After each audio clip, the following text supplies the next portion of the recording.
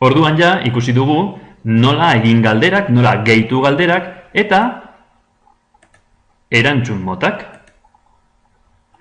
Eskuineko zutabean beste aukera batzuk daude. Gehitzeko galdera, gehitzeko testua, gehitzen dugu testu bat eta gero bakarrik agertuko da testu hori, galderari gabe, gehitzeko irudi bat, gehitzeko bideo bat, gomendagarria, ulermena lantzeko adibidez, bideo hau ikusi ondoren, erantzun galdera horiek. Hemen txertatu bideoa eta galdetegiak atalka, beste tutorial batean azalduko dugu zertarako. Ikusten duzuenez, hemen azpian, derrigorrezteko aukera dago. Klikatzen badugu, erantzungo duenak derrigorrez erantzun behar du, bestela ezin du bidali. Eta momentuz honekin nahiko. Egina dago galdetegia. Bidaltzeko galdetegi hau, klikatu bidali. 3 modu daude galdetegi hau bidaltzeko. Edo posta elektronikoren bidez, horretarako jakin behar duzu jasotzaileen posta elektronikoa, edo lortu esteka, blog edo webgune batean adibidez jartzeko esteka, hemen dago esteka hori, edo kodigo enbebido edo kapsulatzeko HTML-a da inkrustatzeko site batean. Gehien erabiltzen direnak dira esteka edo posta elektronikoa. Behin bidalita galdetegia non ikusten dira erantzunak? Hemen. Galderak hemen, orain arte erabili duguna, eta erantzunak hemen. Agertzen dira, edo laburpena, bi erantzun, hemen daude deskribapenak, galdera guztien erantzunak laburpen bezala, banakakoa, lehenengo erantzuna Sergiorena, bigarren erantzuna Andonirena, edo datu guztiak kalkulu horri batean. Horretarako, klikatu berde ikur horretan,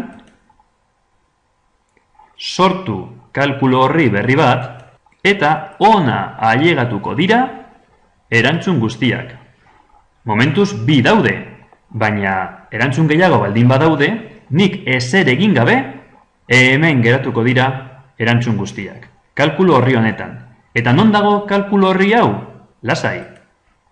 Googleek sortu du galdetegiaren ondoan. Non sortu zenuen galdetegia? Driveko karpeta berean ikusiko dituzu erantzunak.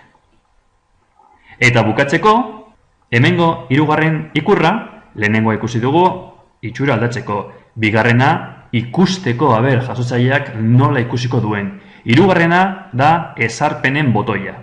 3 atal daude. Orokorrak balio du, helbide elektronikoak biltzeko, hau da, erantzuteko, eman behar du bere helbide elektronikoa. Bakarrik gure eskolakoek egiteko, edo ez, publikoa bihurtzeko. Bakarrik erantzun bat emateko, edo bat baino gehiago. Editatu ondoren, esan nahi du, bidaltzean, leiho bat agertuko zaiola editatzeko erantzuna. Baina leiho hori ixten badu, desagertuko da editatzeko aukera. Hau orokorrean. Aurkezpenean, jakiteko zenbat galdera diren eta zenbat egin dituen, nahazteko galderaren ordena, azterketa bada eta gelan bertan egiten baduzue, gomendagarria da, piztea aukera hau, elkarri eskopiatzeko. Beste erantzun bat bidaltzeko esteka, eta berrezpen mezua da, galdetegia bidaltzean agertuko zaio zure mezua. Orain, agertuko da gorde da erantzuna, baina gomendagarria da personalizatzea. 3. aukera, autozuzengarria bihurtzeko da, beste tutorial batean ikusiko dugu.